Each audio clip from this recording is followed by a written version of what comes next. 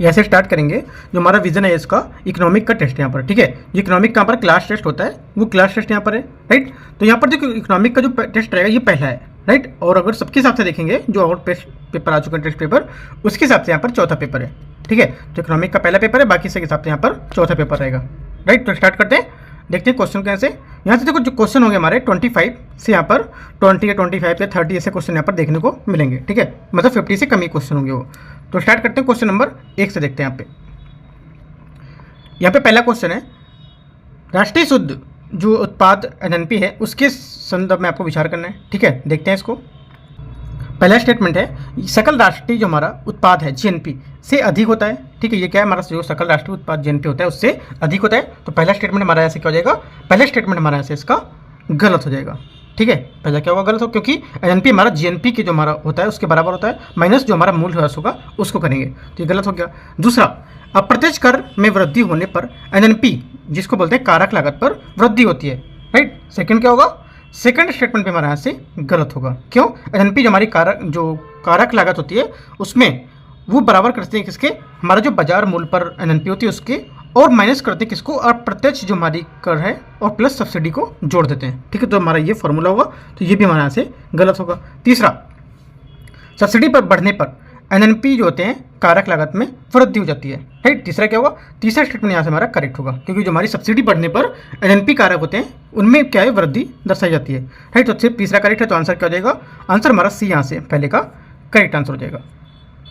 Question number 2, राष्ट्रीय प्रयोज्य आय national जो हमारे जो डिस्पोजेबल जो इनकम है उसके बारे में निम्नलिखित कथनों पर विचार करना है। ये देश के नागरिकों द्वारा एक वर्ष के दौरान सभी स्रोतों से अर्जित जो उपभोग योग्य आय होती है, ठीक है। तो क्या हो जाएगा, पहला से स्टेटमेंट हमारा ये गलत है, ठीक है। पहला स्टेटमेंट हमारे यहाँ से गलत हो जाएगा। क्यों, क्योंकि राष्ट्रीय जो हमारी प्रयोज्य आय होती है ये उससे तात्पर्य होता है कि देश के जो सभी निवासी होते हैं उसको बाजार मूल्य पर उपलब्ध उस आय से है जो यहाँ पर उन्हें व्यय करने हेतु यहाँ पर उपलब्ध कराई जाती हैं, ठीक है। तो हमारा पहला स्टेटमेंट गलत हो जाएगा। दूसरा देखते हैं, दूसरा यहाँ से है यह बाजार मूल्य पर शुद्ध राष्ट्रीय उत्पाद और शेष विश्व से प्राप्त जो अन्य हमारी चालू हस्तांतरण होती हैं उसके योग के बराबर होता है, राइट। सेकंड हमारे यहाँ से करेक्ट होगा, क्योंकि हमारा जो राष्ट्रीय प्रयोज्य आय है ये बाजार के बराबर होता है किसके, जो बाजार मूल्य पर शुद्ध राष्ट्रीय आय होती है, और जोड़ते हैं किसको, जो हमारे शेष विश्व से प्राप्त जो हमारी चालू हस्तांतरण होगा उससे, ठीक है। तो सेकंड हमारे यहाँ से करेक्ट स्टेटमेंट हो जाएगा। तीसरा, चालू हस्तांतरण में उपहार, नगद तथा सैन्य उपकरण भी सम्मिलित होते हैं, ठीक है। तीसरा क्या होगा, तीसरा स्टेटमेंट भी हमारे यहाँ से इसका करेक्ट हो जाएगा, क्योंकि हमारा जो राष्ट्रीय प्रयोज्य आय है या राष्ट्रीय आय प्लस शुद्ध अप्रत्यक्ष कर प्लस हमारा जो शेष विश्व से प्राप्त जो हमारे कुछ चालू हस्तांतरण होते हैं वो यहाँ पर शामिल होते हैं। तो दो हमारे स्टेटमेंट यहाँ से करेक्ट हो गए, दूसरा और तीसरा, ठीक है। तो आंसर क्या हो जाएगा, आंसर हमारा हो जाएगा 2 और 3 बी हमारे यहाँ से इसका करेक्ट आंसर हो जाएगा, राइट। आगे देखते हैं, क्वेश्चन नंबर 3 देखते हैं। क्वेश्चन नंबर 3 है, निम्नलिखित में से कौन सा सकल राष्ट्रीय उत्पाद जीएनपी के आकलन में शामिल नहीं होता है, ठीक है। आपको बताना है कौन कौन से इसमें दे रखे हैं स्टेटमेंट। एक तो प्रतिभूतियों का क्रय विक्रय, ठीक है, पहला हमारा एक ये स्टेटमेंट दे रहा है, तो पहला स्टेटमेंट हमारा यहाँ से करेक्ट हो जाएगा। दूसरा है निजी हस्तांतरण भुगतान, जो प्राइवेट हमारे ट्रांसफर पेमेंट होते हैं ये, ठीक है, ये भी होगा यहाँ से हो जाएगा। तीसरा, जो हमारे प्रयुक्त वस्तुएं होती हैं, जो हमारे गुड्स होते हैं उसका हस्तांतरण, ये भी क्या होगा, करेक्ट होगा। और वे वस्तुएं जो सेवाओं और जो व्यापार के योग्य नहीं होती हैं वो भी यहाँ पर, वो भी क्या हो, ये सब हमारी जो जीएनपी के आकलन में शामिल नहीं की जाती हैं, राइट। तो आंसर हमारा क्या हो जाएगा, आंसर हमारा हो जाएगा 1 2 3 4, ये सभी यहाँ से हमारे इसके करेक्ट आंसर हो जाएगा तीसरे का। चौथा नंबर क्वेश्चन देखते हैं। चौथा नंबर है, निम्नलिखित में से कौन सा कथन आर्थिक जो हमारे संकेतक होते हैं उसके संदर्भ में सही माना जाता है, ठीक है। तो कौन सा सही होगा, तो देखते हैं। पहला, जीडीपी में पूंजीगत उपभोग जो होते हैं उसका भत्ता घटाने पर जो हमारा शुद्ध घरेलू उत्पाद है यह एनडीपी प्राप्त होता है, ठीक है। चौथा क्या होगा, चौथे का हमारे यहाँ से पहला स्टेटमेंट करेक्ट हो जाएगा, ठीक है।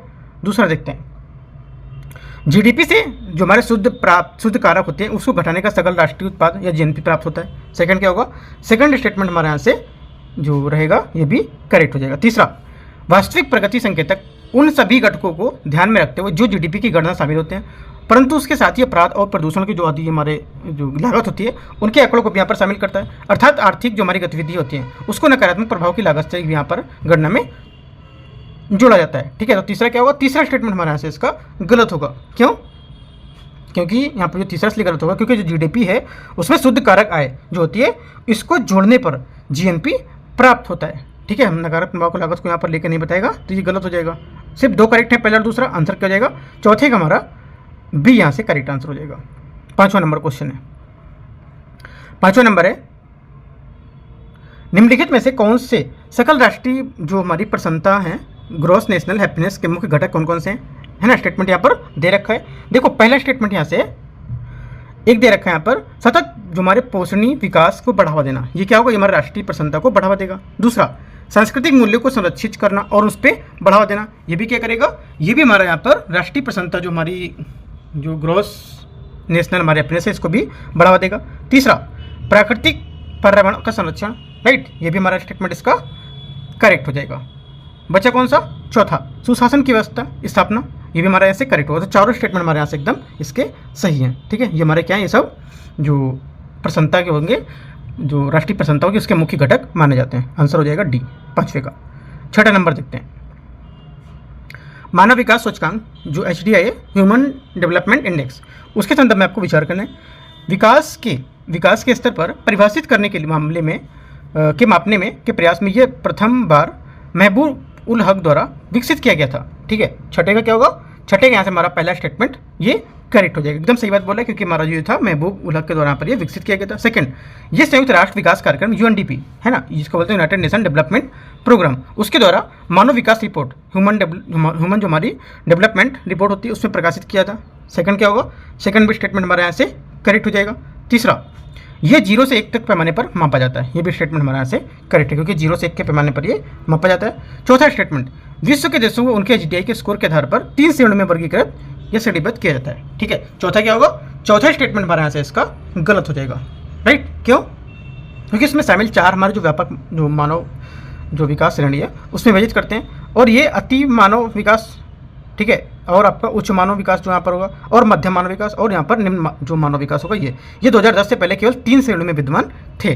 ठीक है, यहाँ पर अभी 4 में, तो यहाँ से ये गलत हो जाएगा।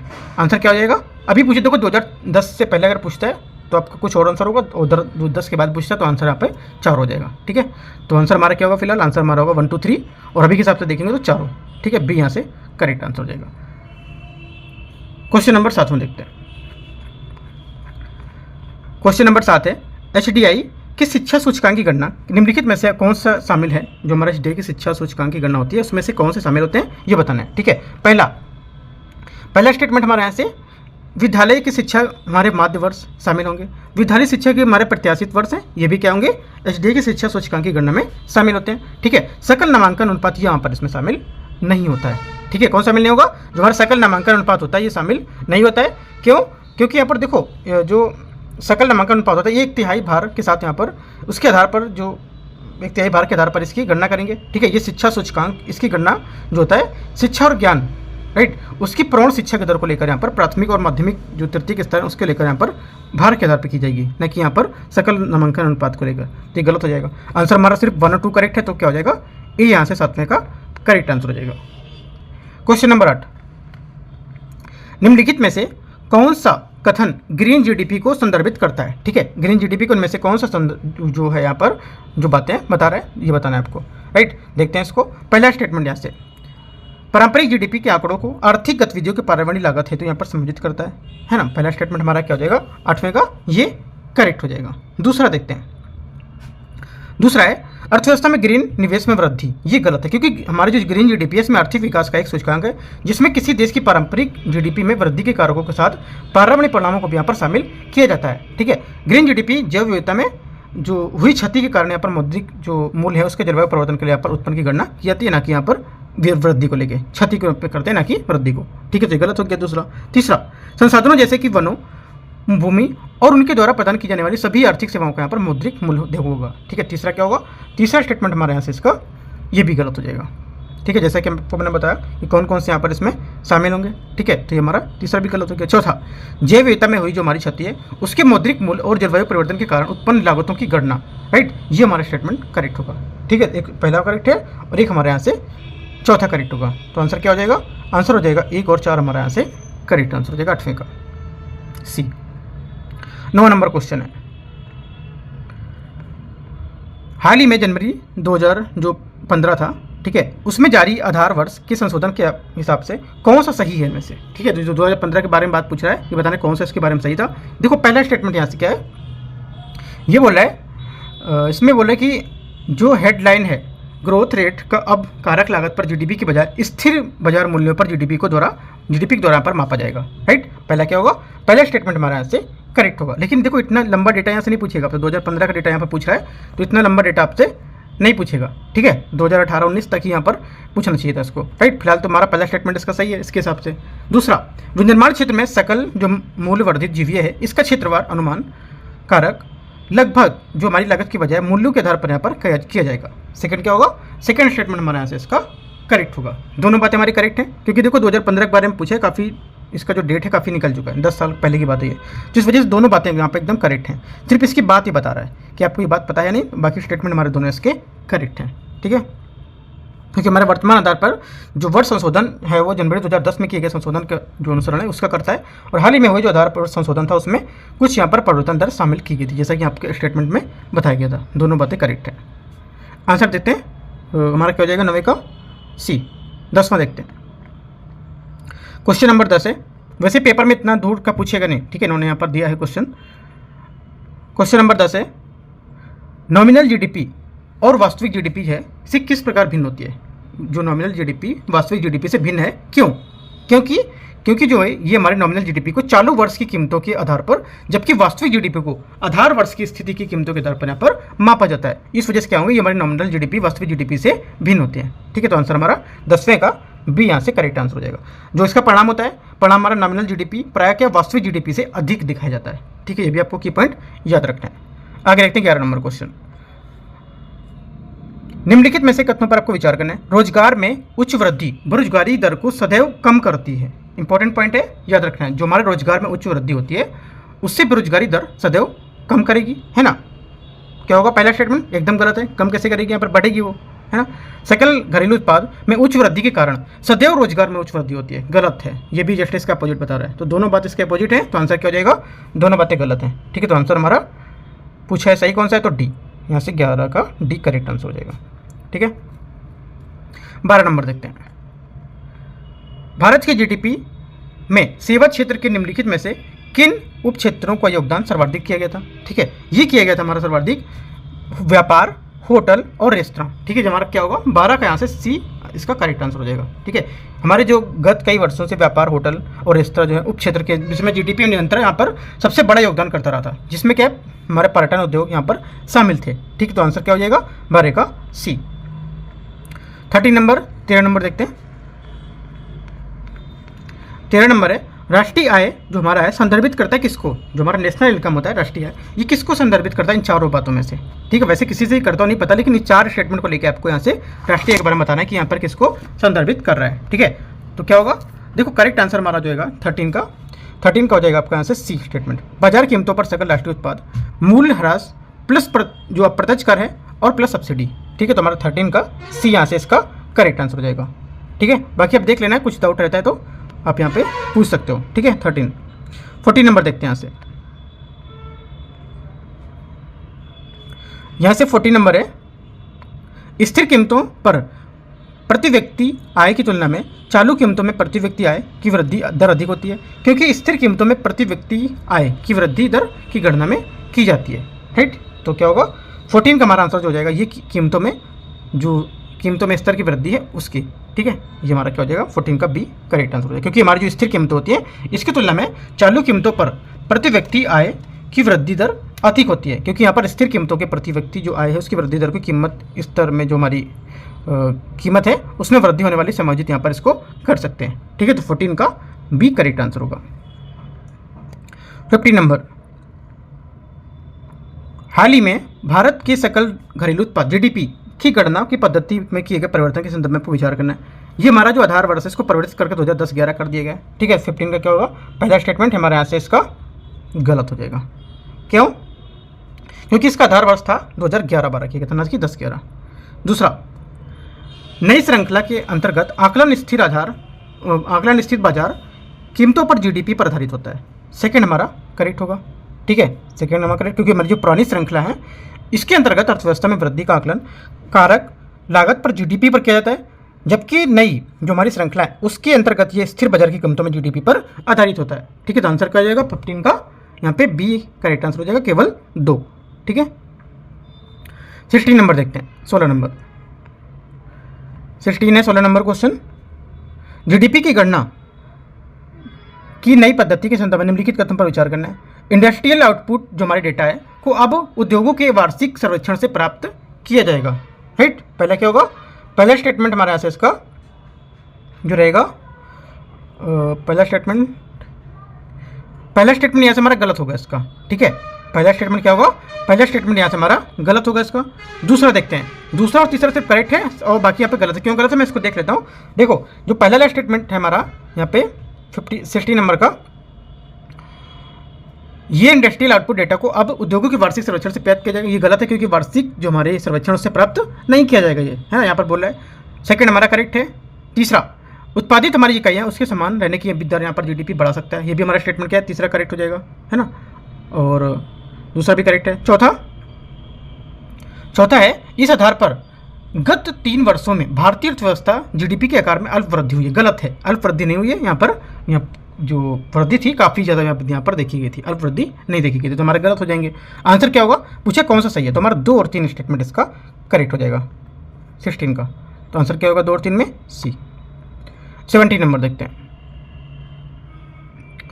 निम्नलिखित में से कौन सा कथन सही है। ठीक है, वास्तविक जीडीपी द्वारा कीमतों में होने वाले परिवर्तन की गणना की जा सकती है। ठीक है, 17 का क्या होगा, पहला स्टेटमेंट जो हमारा यहाँ से रहेगा इसका ये गलत हो जाएगा। क्यों, क्योंकि जो कीमतों के कुछ स्थिर जो होते हैं, स्थिर हमारी कीमत होती है, उसके आधार पर वस्तुओं की सेवाओं के जो मूल्यांकन होते हैं उसको करके वास्तविक जीडीपी की यहाँ पर गणना की जाती है। ठीक है, तो हमारा ये गलत हो गया। दूसरा, जीडीपी जो होती है हमारी अपस्फीति कारक जिसको बोलते हैं डिफ्लेटर में आयातित वस्तुओं की कीमत में सम्मिलित नहीं की जाती है या नहीं होती है, सेकंड हमारा करेक्ट हो जाएगा। तीसरा, राष्ट्रीय आय में सब्सिडी शामिल होती है, ये सम्मिलित होती है, ये भी हमारा करेक्ट है क्योंकि हमारा जो नेशनल इनकम है उसमें हमारा सब्सिडी सम्मिलित की जाती है। तो 2 और 3 हमारे स्टेटमेंट यहाँ से करेक्ट हो गए।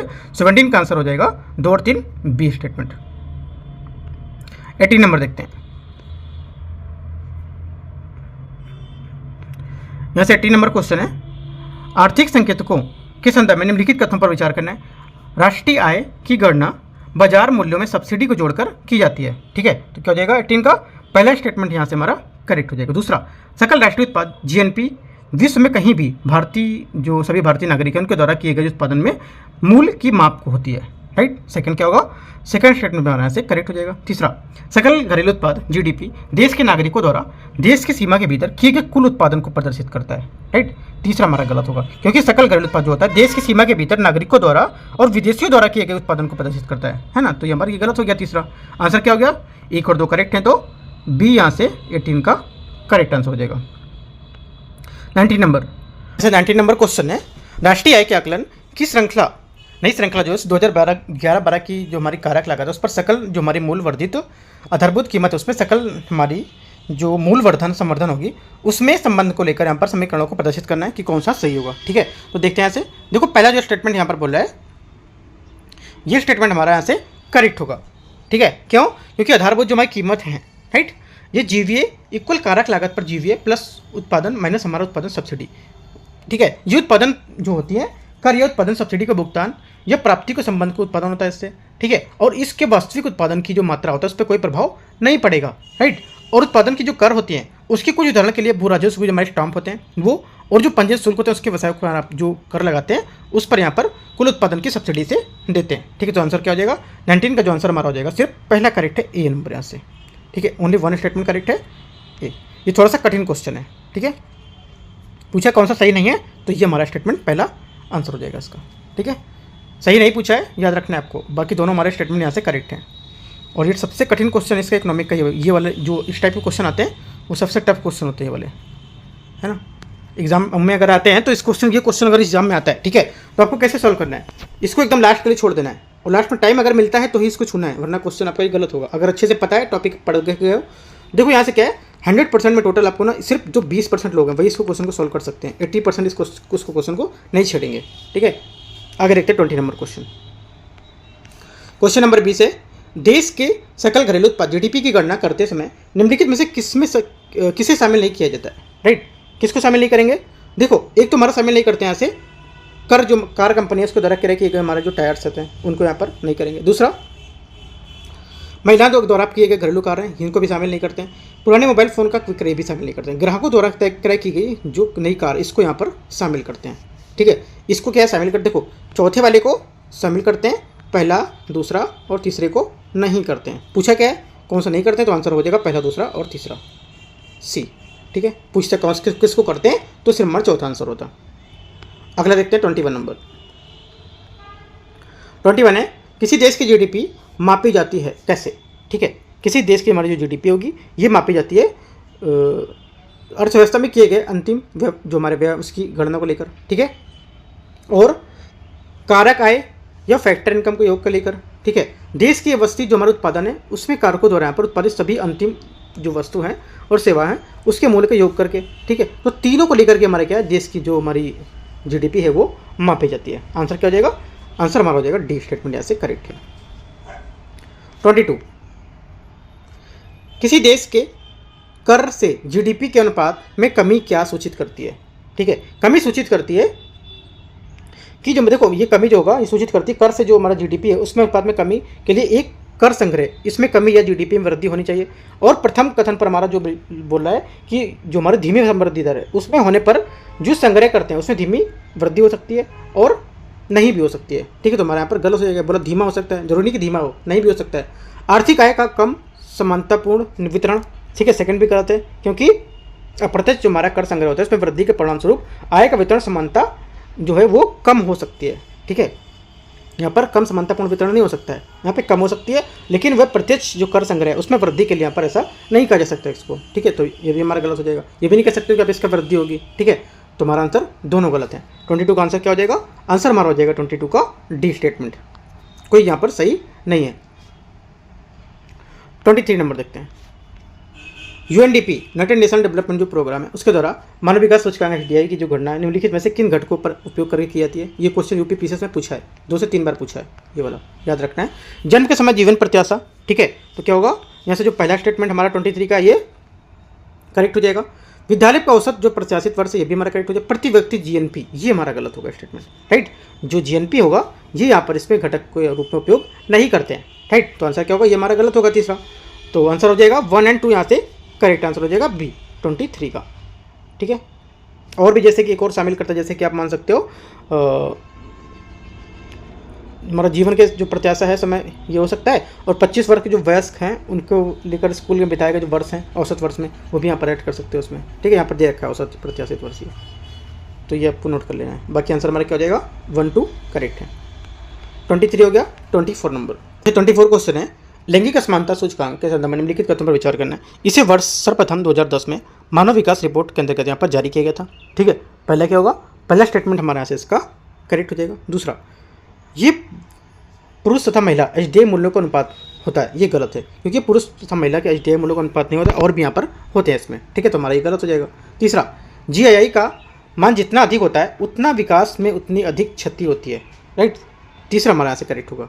जीआई क्या होता है, हमारा जो जेंडर इक्वलिटी इंडेक्स होता है जिसको बोलते हैं लैंगिक असमानता सूचकांक। तो ये दोनों हमारे करेक्ट होंगे 1 और 3, तो आंसर क्या हो जाएगा बी। 25 देखते हैं।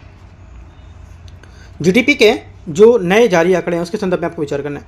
अब जीडीपी की गणना बाजार की कीमतों पर आधारित होती है, ठीक है। पहला स्टेटमेंट क्या होगा, पहला स्टेटमेंट हमारे यहाँ से इसका करेक्ट हो जाएगा। दूसरा देखते हैं, गणना का आधार वर्ष 2011-12 है, ये भी हमारा स्टेटमेंट करेक्ट है। तीसरा, विनिर्माण जीडीपी हेतु आंकड़े का संग्रहण के लिए MCA 21 डेटाबेस का उपयोग किया जाता है, ये भी हमारा करेक्ट हो जाएगा। तीनों बातें हमारे जीडीपी के जो आंकड़े हैं उसके बारे में एकदम करेक्ट है, तो आंसर क्या हो जाएगा डी, यहाँ से करेक्ट आंसर हो जाएगा, ठीक है।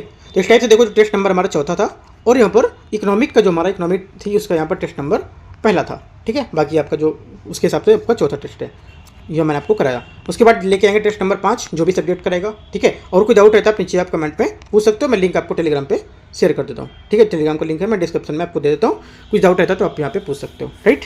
All the best, thank you.